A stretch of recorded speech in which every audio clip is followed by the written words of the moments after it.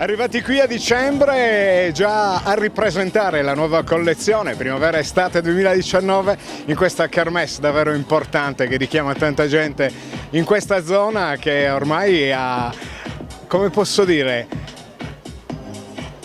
preso veramente con grande passione la vostra azienda, merito del vostro impegno.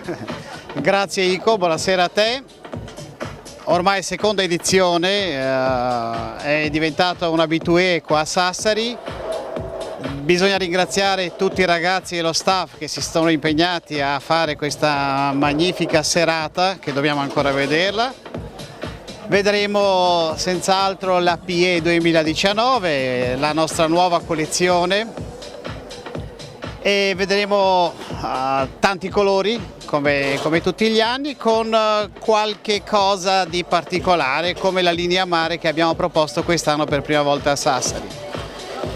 Armad, nuove aperture in Italia, buon'ultima quella di Firenze, ne parleremo più avanti nel corso della serata, una grande voglia di presentare le vostre collezioni, del vostro grande lavoro, ma soprattutto questa fidelizzazione in Sardegna.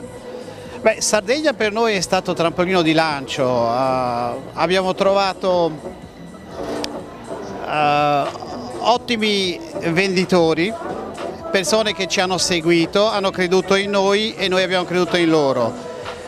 Nell'ultimo periodo abbiamo aperto Firenze, negozio in centro, molto bello, e in futuro abbiamo in progetto nuove aperture, probabilmente in Sardegna, dove naturalmente abbiamo avuto un ottimo riscontro. E noi ci saremo, buon vento di Esdamat! Grazie mille e buon evento anche a te, Igo.